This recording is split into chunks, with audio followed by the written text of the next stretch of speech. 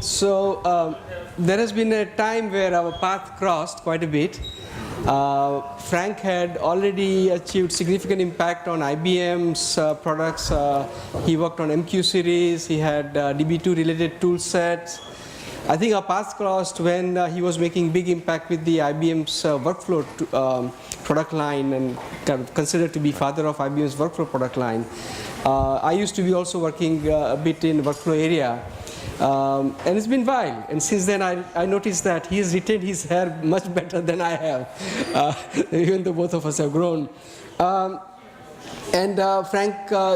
just as I did also, Frank continued to work on the web services thing. He had major impact in both the products in those areas as well as standards development in that area. As well, and then Frank took up the professorship at Stuttgart, and he works a lot on the patents, and I think we're going to hear something about the patents. He's a chair in, I think, interesting title called chair of architecture for application systems. Yes. So anyway, delighted to have Frank here and looking forward to his talk. Thank you very much, Amit. So the title of the talk today is Loose Coupling and Architectural Implications, and I was thinking about why the hell have I been invited to an AI conference, and yesterday evening I got it, right? So this is architectural implications. So this is the only explanation that I have, right? So the title, I think I stay here like Ash did it. So the agenda is as you see here.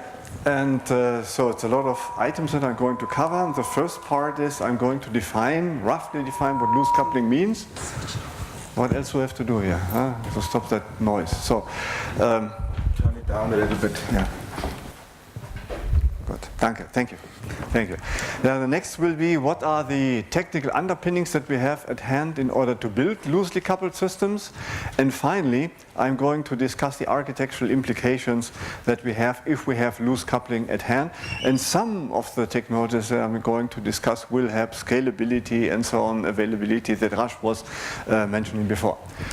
So, loose coupling, what is it? There is a nice book that has been written in the early 2000s on loose coupling. The claim was it is basically missing, but still it's a very nice reference if you want to dive deeper into what the hell does loose coupling mean. So I'm trying to explain this.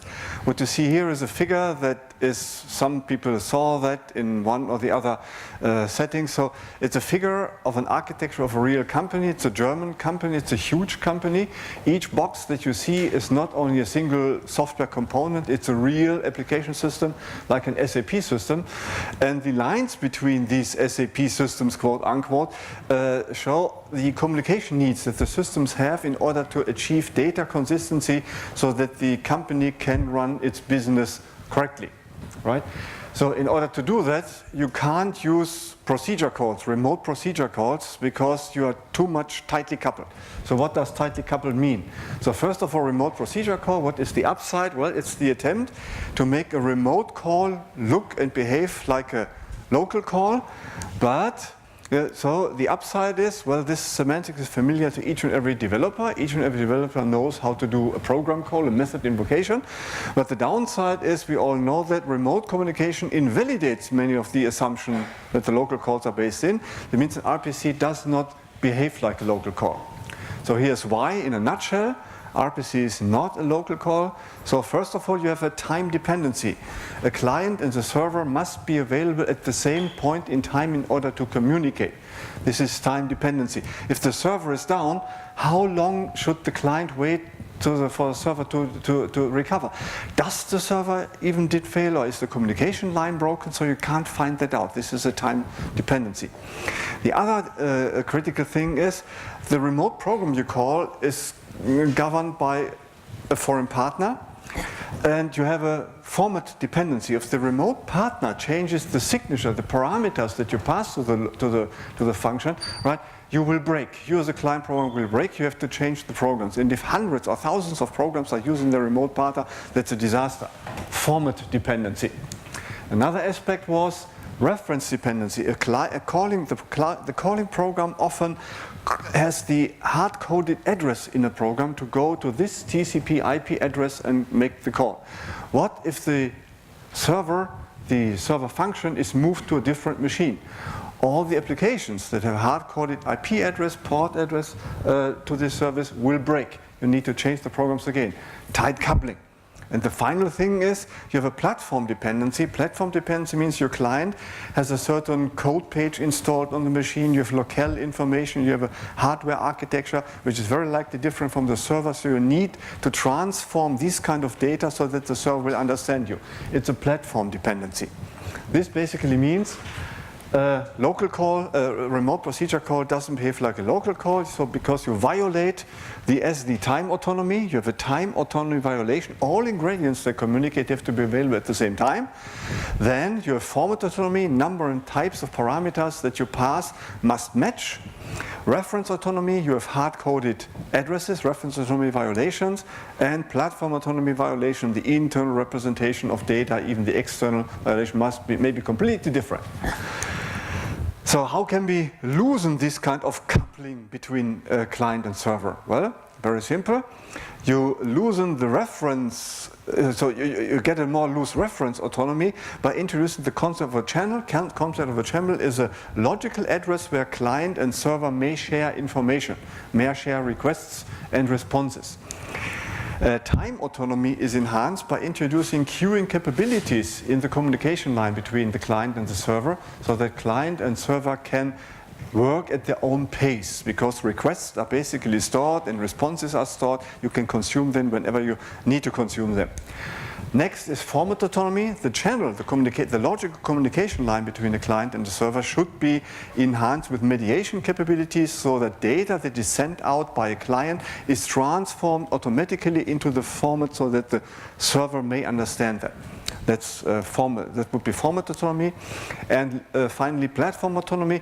Well, what about using message structures that comply to a certain standard or use standard technology like XML, JSON, YAML, and you use software that you use to exchange data that is ubiquitously available, right? So that then comes to the definition of loose coupling. Loose coupling means you have 4 degrees of autonomy that you should satisfy in order to claim that your communication is loosely coupled, which is reference autonomy. Caller and callee don't know each other.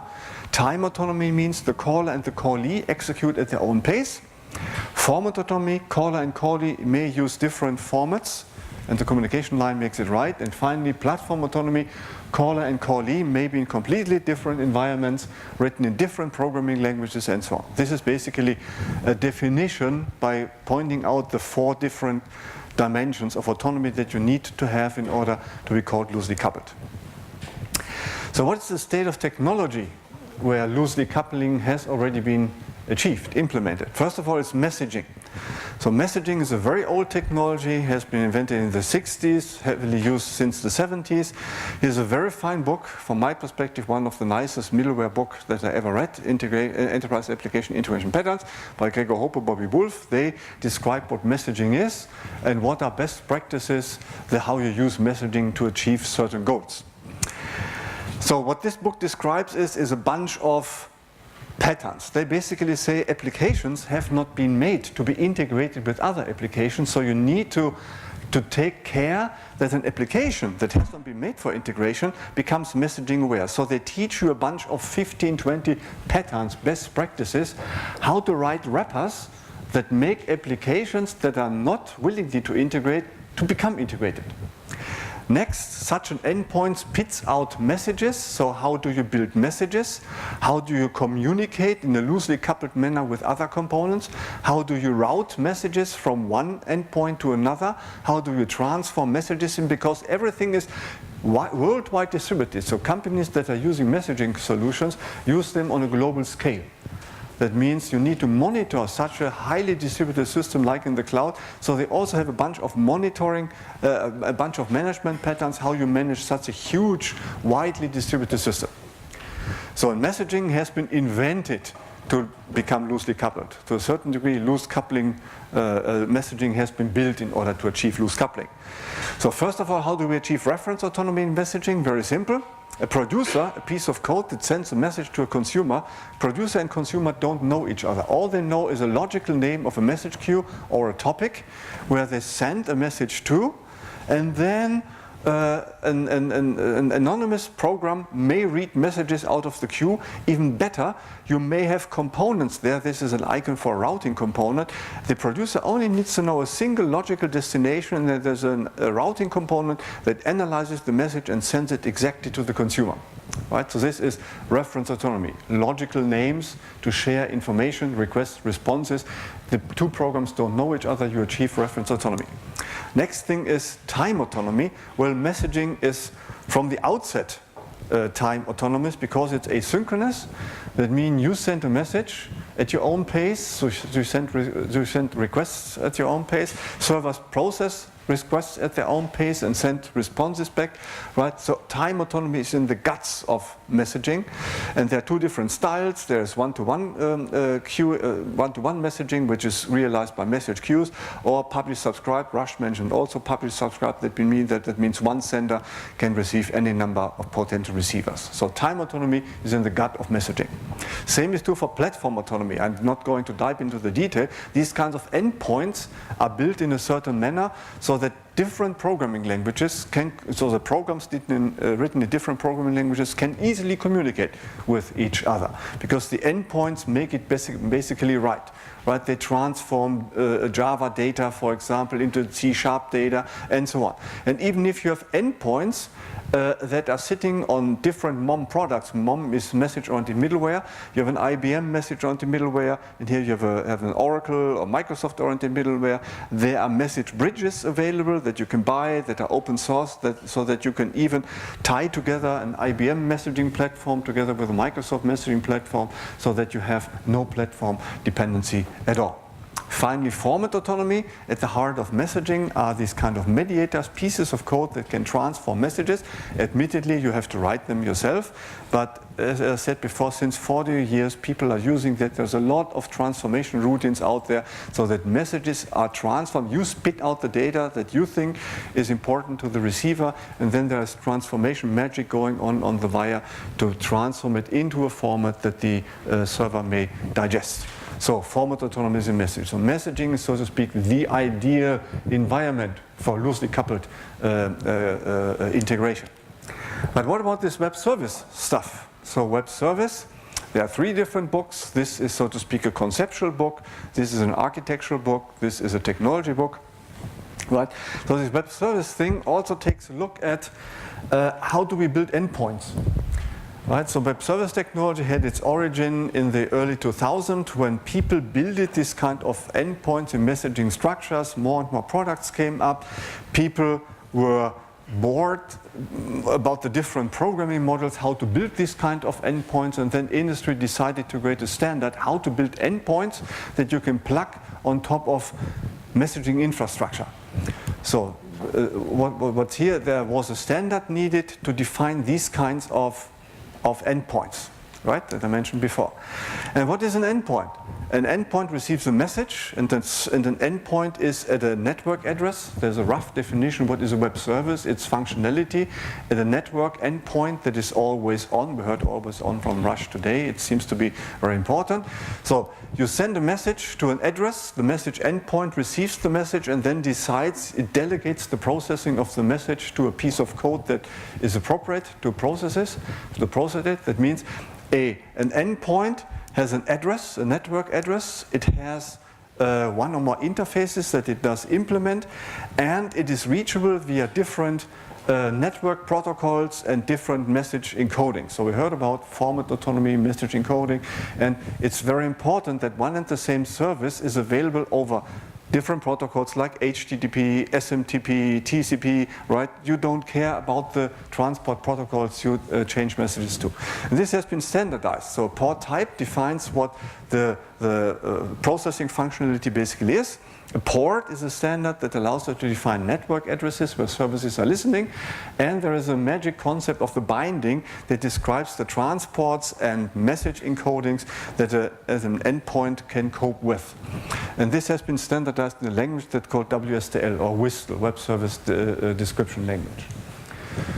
So, in a nutshell, if you send a message to an endpoint, it stimulates another message, for example, a response message. That means messages need to be grouped together, messages that logically belong together, which is the concept of an operation. So operation is a logical grouping of messages that have some joint application semantics.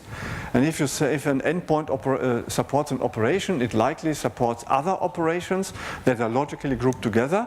That means we needed a concept of a port type. A port type allows it to group several operations together that, for example, if you have a port type with online banking, right, you can take a look at your current account, you can issue a funds transfer. These are operations that are logically related, that fit together, and you call this stuff a port type.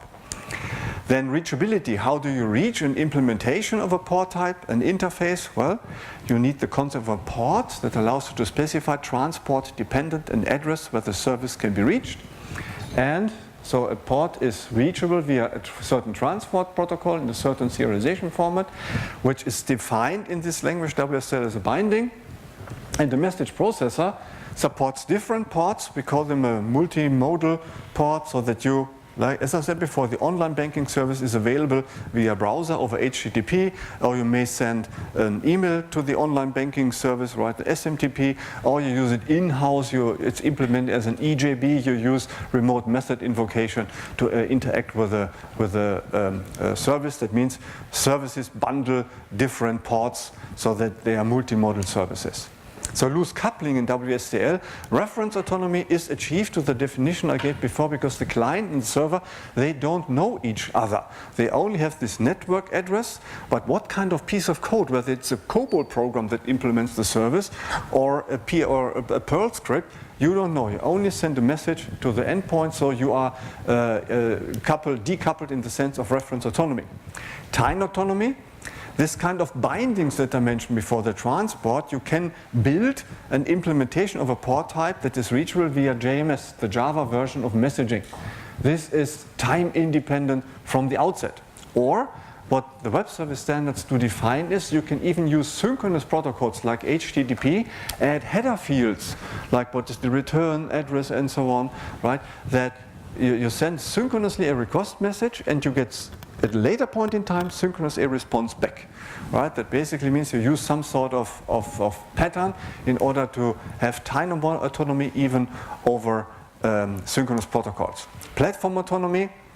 Well, the client interacts with the service without knowing what the programming language is, the hosting environment is, so web service technology achieves that.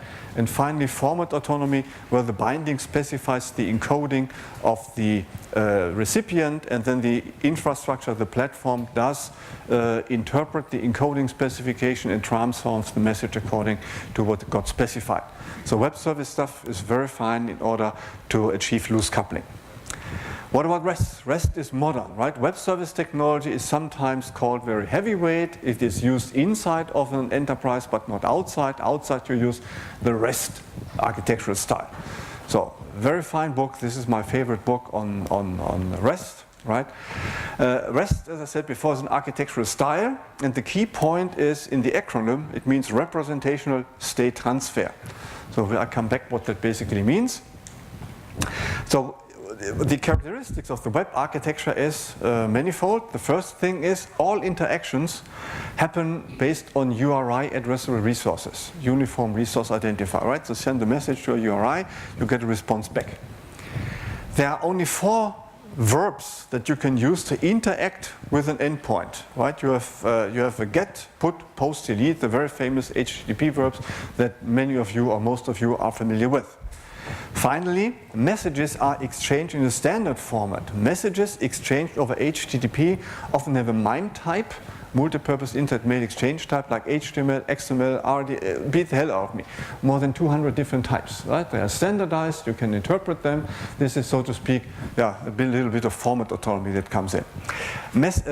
Exchanges are stateless. That means you send a message to a server, and the server has no need to recognize that it already interacted before with you, because all the state of interactions, if you need to build a conversation, are encoded in the message headers, right? So everything is in the message header, so that the server is stateless, which is important for scalability of servers. You don't need to send the message always to the same server. You can build server farms.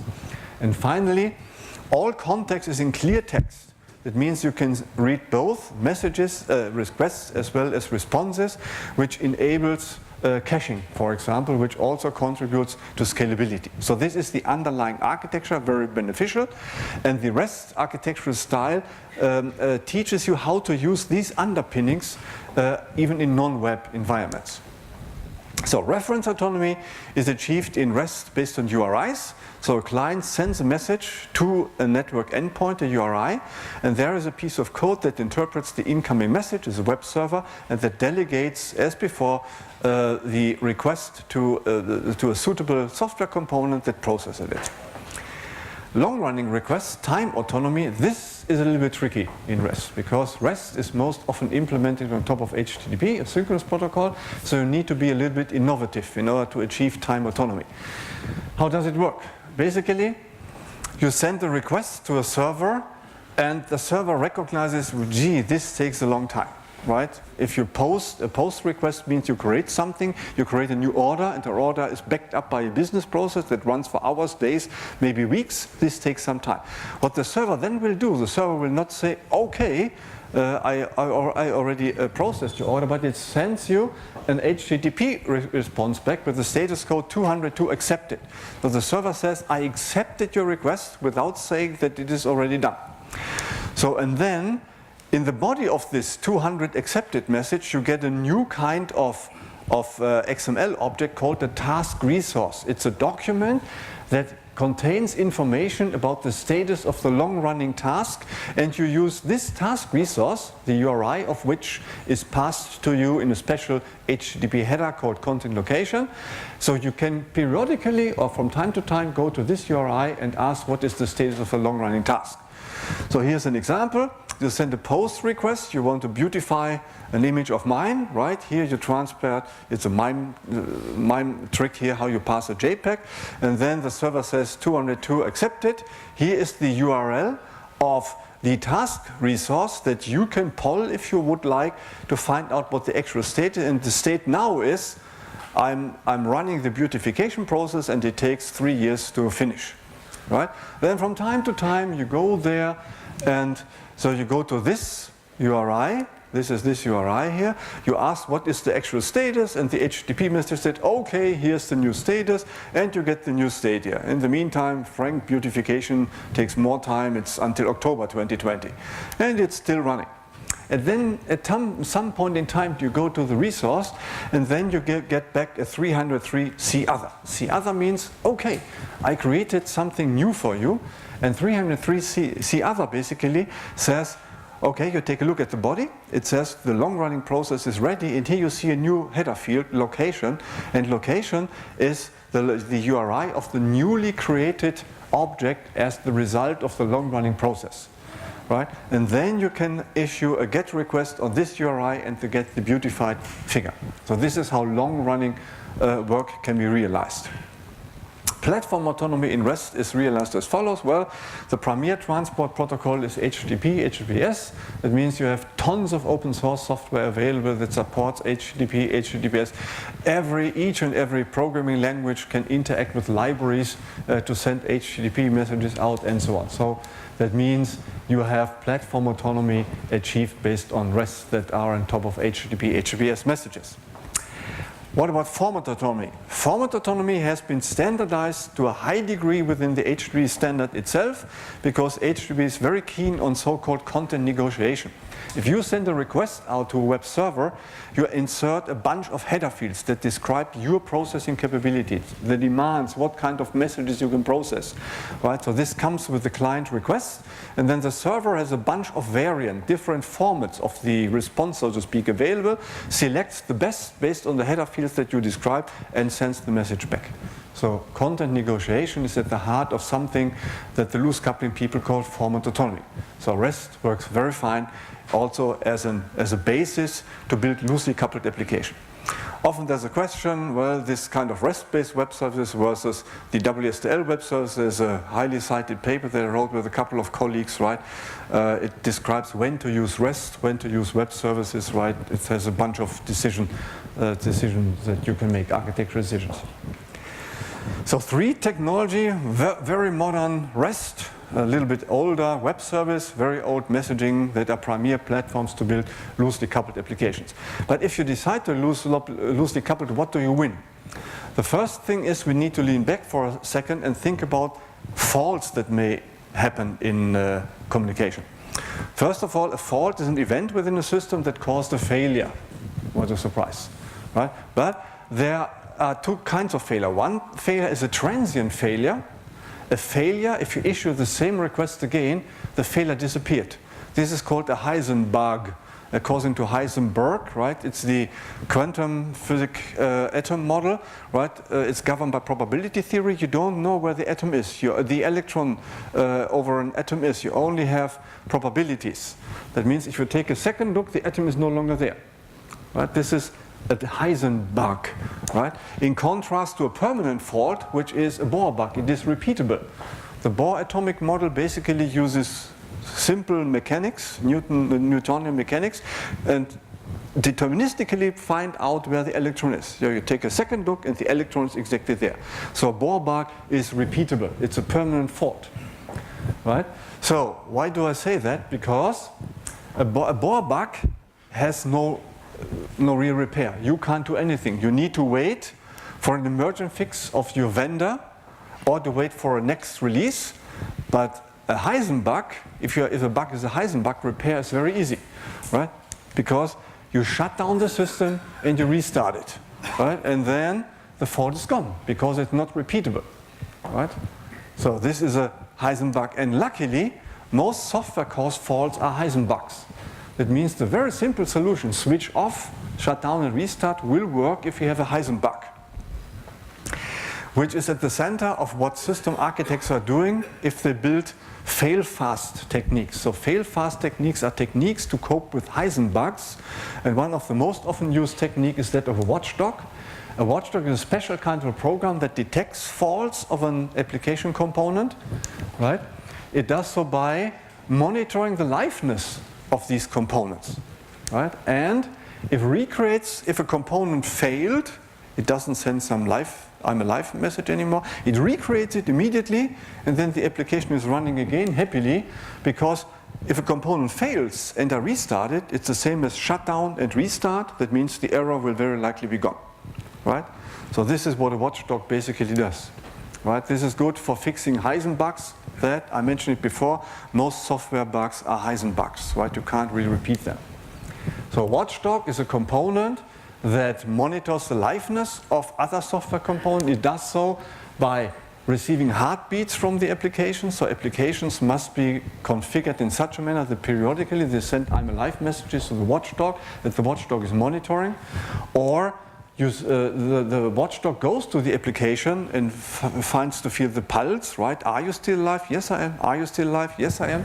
This is a pulse. And there are other technologies. I'm not digging deeper into this. So there are technologies that watchdog use to monitor the liveness. So how does it help to achieve availability? Well, what you do in practice is components that should not fail are bundled into so-called hot pools. A hot pool is a collection of identical software components, collection, plural, that are getting their requests from a shared input queue. That means clients send messages into an input queue, applications are getting request messages out of the queue, and if one of the members in the hot pool fails, other members will remain and continue processing. That means from the outside, you don't detect the error. That means this kind of hot pooling is very good for availability. It's even good for high availability because you have a watchdog that monitors the hot pool, and as soon as one application fails, based on the techniques that I mentioned before, the hot pool will recreate the failed member so that the size of the hot pool is nearly constant. It's really highly available. How highly available? Well, it's a little bit of mathematics. Let's assume that alpha is the probability that one of the components fails, right? If you have identical copies of components that may fail, it's, so to speak, you run identical experiments in probability theory. If you have independent experiments, right, they are binomial distributed. This is the formula of binomial distribution. A hot pool is available as soon as at least one member, this is probability greater than one member in the hot pool is running.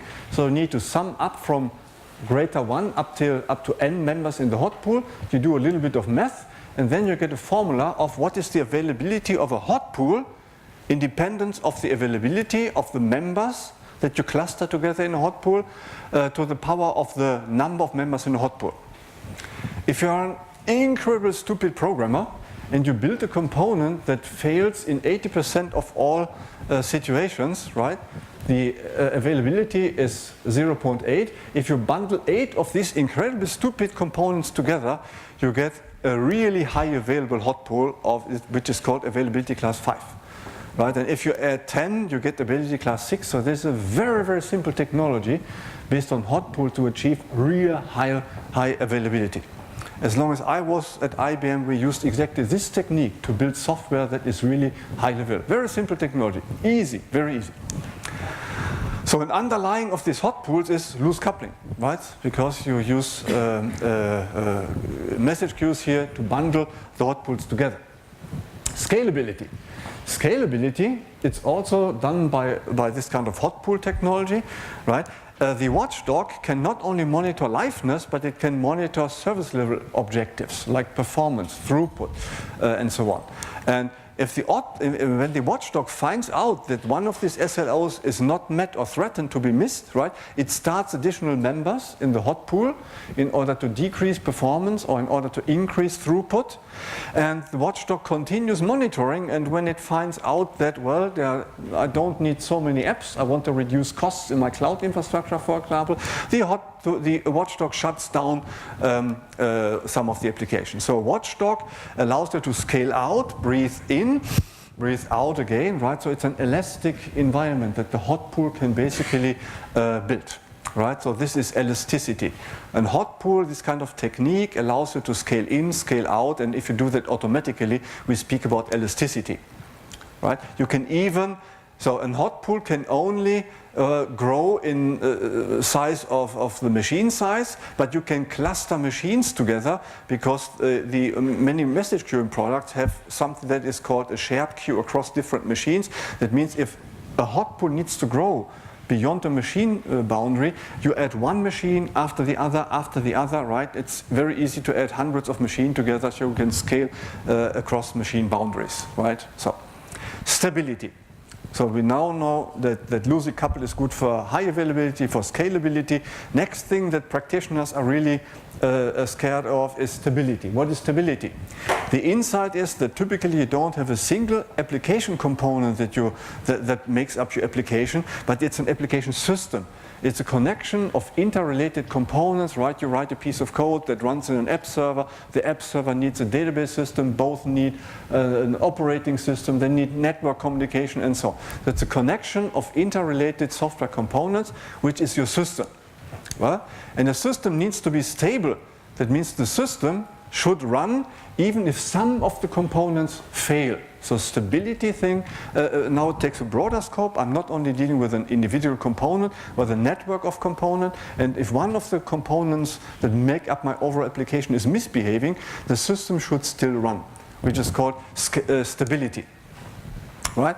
And what does stability mean? We need to cope with an impulse. An impulse is a rapid shock to the system, right? Like whacking with a hammer onto the system.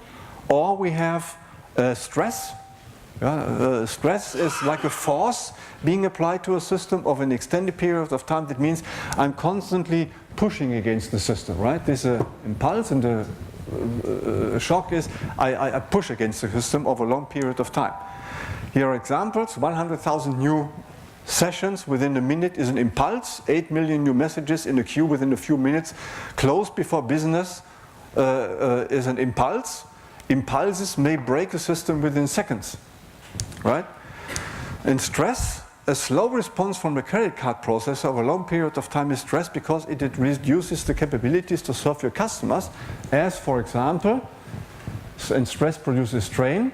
So if the credit card processor is working very slowly in an order process, right, requests to check a credit card is piling up, queues are getting full, other components can't submit more requests to the credit card processor, they stop serving the customer, and after a few minutes the overall order process is basically broken. You can't receive new orders from the outside. So stress is something that you would like to get rid of, because stress and impulses, they produce cracks. Sudden impulses and excessive strain can both trigger catastrophic failures. An example, you have a steel plate with a microscopic crack in the metal. Under stress, the crack can begin to propagate faster and faster until even the steel plate is basically breaking, right? Small little kind of a crack in the steel plate. That means if you have highly distributed applications like in the cloud, you need to design for failure. Like autonomic engineers build crumble zones in your car in order to avoid loss of the overall system if you have an accident, right? So this means you also need to build your components in such a manner that you stop propagating cracks. So if you would use synchronous calls, right, if the credit card processor shows an error, what happens is the credit card processor stops processing, the communication cannot be established, and the order processor will basically also crash. That means tight coupling, synchronous call, propagate cracks. If you have loose coupling, right, so the order system, order component sends a message into the credit card processor, into the input queue of the credit card processor. Well, if the credit card processor fails, no problem. The order entry system can continue sending messages into the queue, giving the credit card processor time to recover. The watchdog will restart again within fractions of a second, and once then this credit card processing system restarts again, it can grab the messages out of the queue and continue processing. So loose coupling stops processing cracks, right? And queues are crumple zones. So loosely coupled components act as shock absorber, diminishing effects of errors instead of amplifying them. Okay, so that basically means loose coupling is good for high availability, scalability, elasticity, stability, and so on. So another technology that is less than 18 months old, or in practice, practitioners think about it since 18 months, right, is microservices, right? I hate to use this term, or read this term. Here's why, right? Very fine books, right, and here's a very fantastic blog that is worth to read from time to time. Martin Fowler is a consultant who uses the blog about architectural issues of modern systems. Really worthwhile if you want to work in this area to take a look at this blog by Martin Fowler. He gave a definition more than 18 months ago what microservices are. This is a quote. I read it first. Microservice architectural style is an approach to developing a single application in a suite of small services, each running in its own process and communicating with lightweight mechanism, often an HTTP resource API. These services are built around business capabilities and independent deployable by fully automated deployment machinery. There's a bare minimum of a centralized management of these services, which may be written in different programming languages and use different storage technologies. If you abstract from it, what does this gentleman say about what a microservice is? This is it.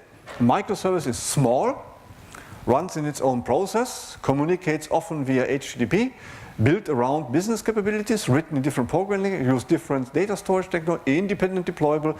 Then you think about it. What the hell is a small software component?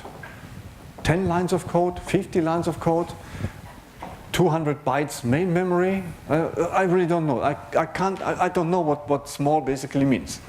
Runs in its own process. Well, sir, sorry to inform you, this is how you build services. Service always runs in your own process.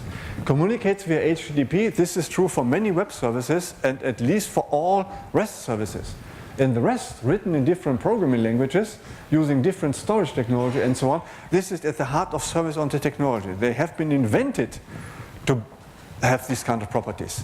And this is interesting. This is something that has not been considered when this web service technology has been created some 15 years ago. So that means my summary by analyzing this kind of definition is, well, oh, by the way, and instead of processes, in the meantime, everybody would speak about a container. This is the newest and best technology, right? Container technology. So my summary is the essence, a microservice is a service, because this is what I don't understand, this is what a service is, and this is a new thing. So microservice is a service, like you and me, that is independently deployed by fully automated deployment machinery. And the latest point, the last point, has interesting implications, because if you bring an application to the cloud, right, you do cloud bursting, right, you bring the application to the cloud and you want to scale the application, that means you have the big application and you want to scale it, or you want to prove its availability, improve its elasticity. You replicate the whole application.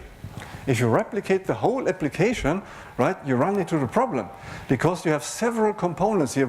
This is, for example, an Oracle system. It costs a license fee. This is an IBM WebSphere that costs license fee. If you replicate it, you need to pay license fee after license fee after license fee. Although maybe only the database got too much stress in the application, and you only want to replicate the database management system. So what you would like to do is you would take the application and split it into smaller parts, into the individual components, right? The boundary disappears, and all that is left are your EJBs, the Oracle system, and the WebSphere. And if Oracle is the problem, right, you just replicate only Oracle. You only pay the additional license fee for Oracle, but not for WebSphere, not for other expensive components. And if these two are the problems, right, you only scale them.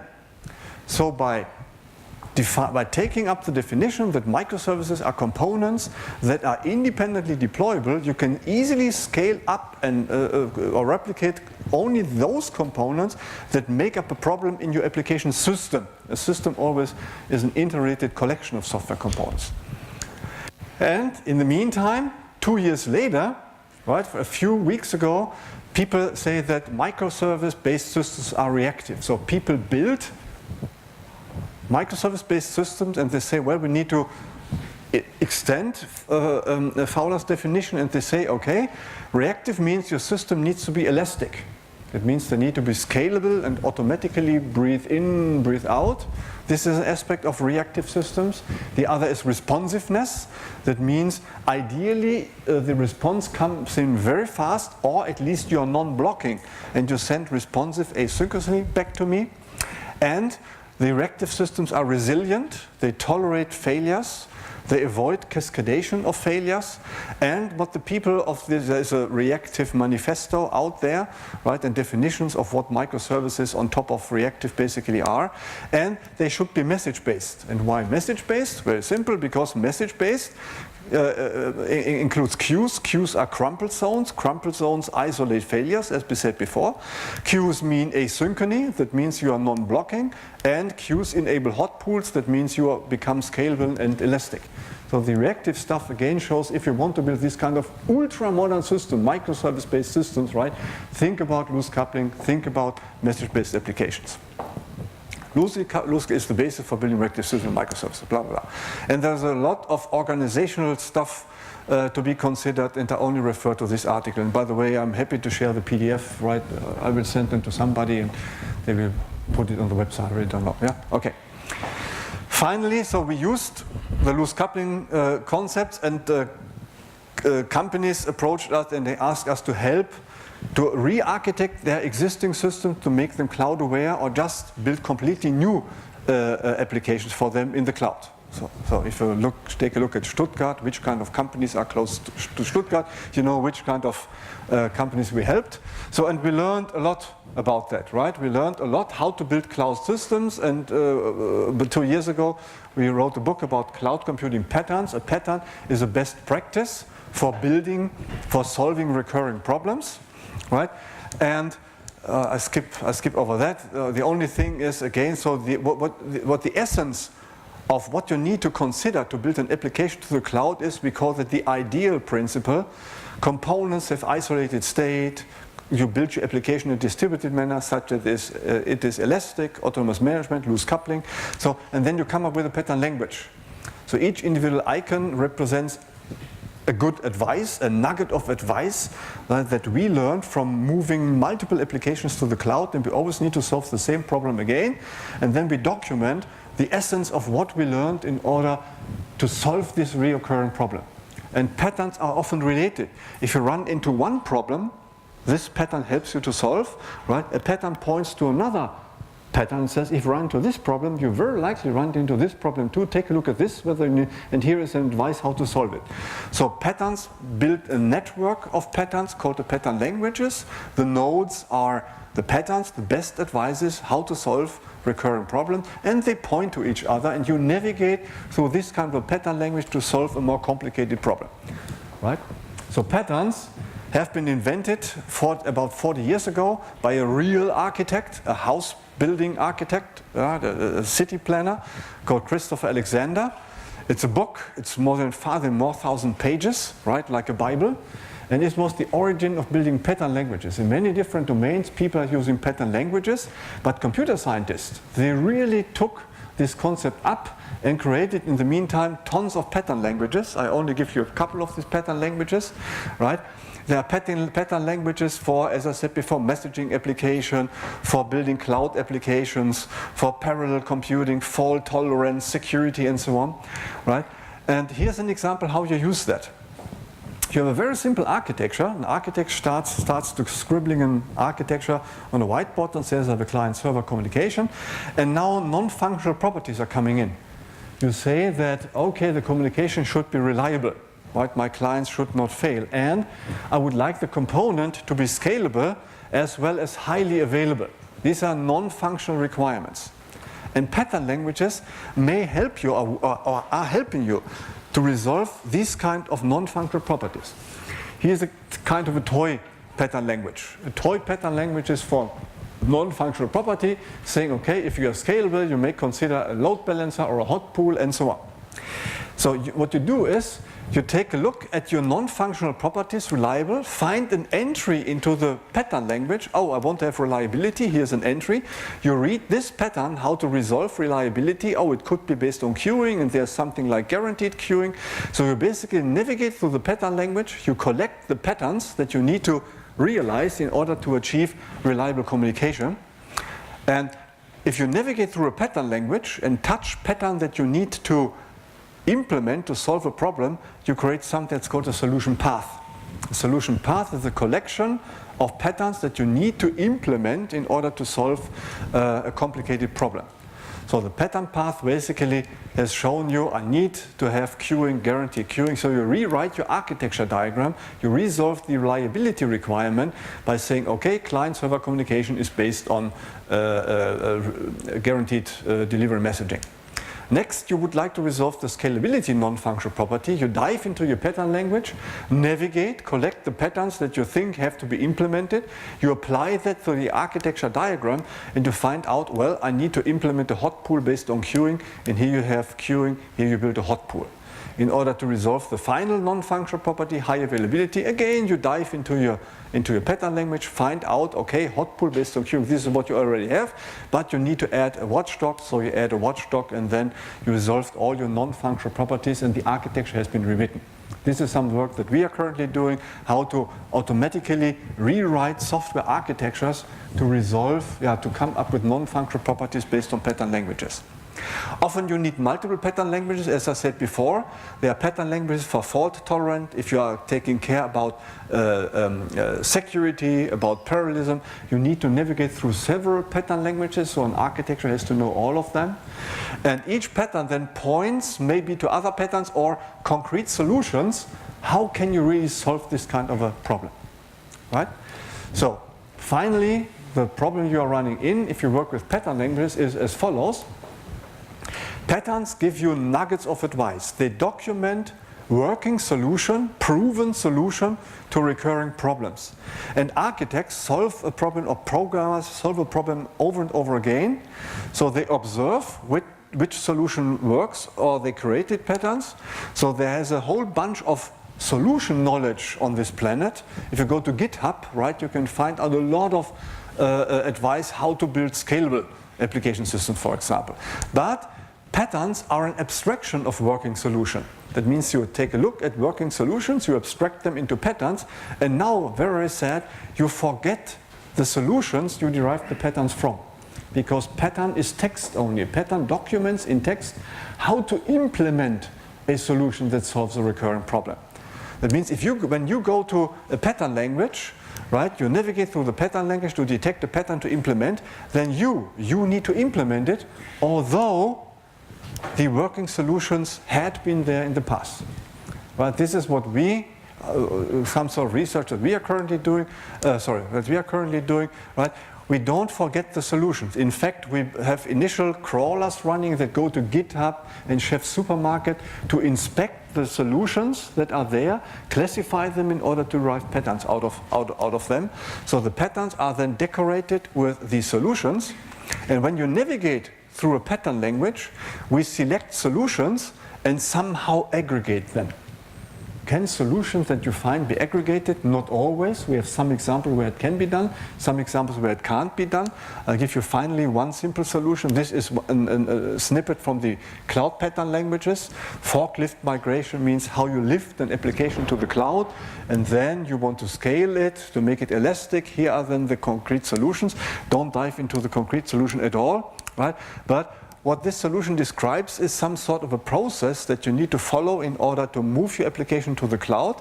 And here's another process, how to make it after that elastic. And these are processes, so the overall aggregation of the two patterns is basically you create a surface workflow process out of it, where each step is, so to speak, a sub-process. This is an example where aggregation of working solution can be done automatically. There are examples where it can't be done. So, conclusion is what I tried to do is I tried to show that building robust system is all about proper architecture, right? You need to architect your overall solutions. Loose coupling is a central piece to build robust systems. Loose coupling is supported by all mainstream technology like REST, web services, messaging. Right? Loose coupling is at the heart of this ultra-modern technology called web microservices. I try to give you a glimpse on what pattern languages are and how they could help you to build these kind of applications, and I give you a little research snippet that we are working on, right? How you combine patterns and solutions automatically to support architects and developers to build even better applications. Thank you very much for your attention. And we can take questions.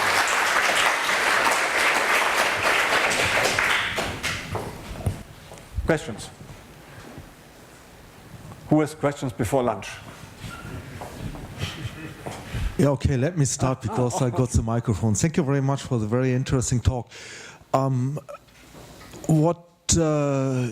If we are thinking about what is going on right now in computer science, we are talking about the Internet of Things and so on. And for me, it looks like what you are doing is kind of the foundation for it. But the next step would be to add more semantics, because from what I understood, it is more or less, let's say, defined what kind of service you actually need.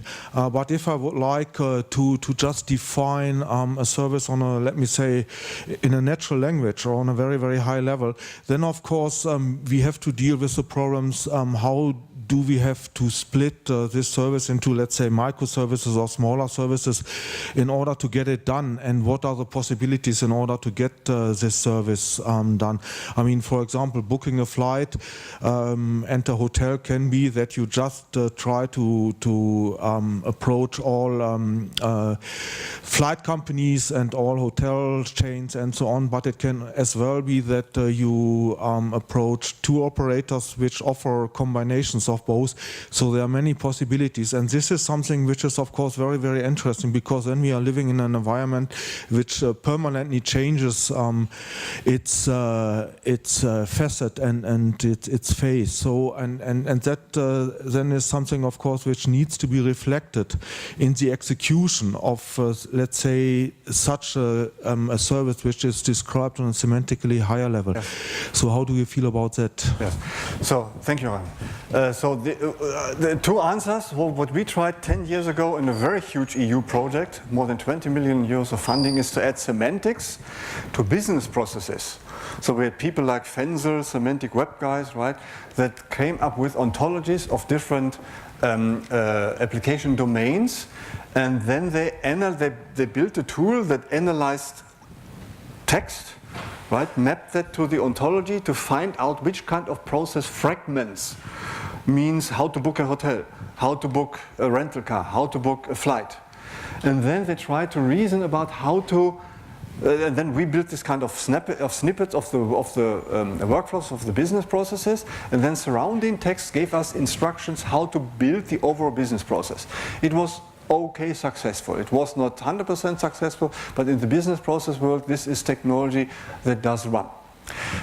Recently, since 2 years, there's an Italian colleague, Beniamino Di Martino. What he's doing is he's analyzing UML diagrams, class diagrams, state diagrams. He also built ontologies from a particular domain, dives into the UML diagrams, and splits the UML diagrams into several parts based very interestingly on our cloud computing patterns. So he basically also takes a look at the cloud computing patterns, analyzes the UML class diagrams based on semantics and says, this should be this kind of a pattern, this should be this kind of a pattern, but this is all static. It's not dynamic as you in your last sentences do envision. This is, so to speak, during development time. Right? And then once the program runs, you are left on your own. So what we want to do is, and we try to partner with the semantic guy, is analyze solutions. So if you take a look at GitHub, Chef Supermarket that I mentioned before, there's a plethora of textual descriptions of programs can be used natural language processing to identify, to scan through the text and find out what the programs that are there open source do. But this is very rudimentary that we just started. We don't have any semantic background in this area, so if somebody's interested in this kind of stuff, text recognition, understanding text, mapping it to semantics, so that you can find out what solutions are available that you can harvest from the internet. Thousands, hundreds of thousands of programmers are producing code, documented, and we are not really finding the proper solutions here. But this is exactly the way to go. Right? So. Okay, thank you very much. Any further questions? Because I think we are already a little bit late. Absolutely. So, yeah. Therefore, thank you very much again, Thank you. both of you.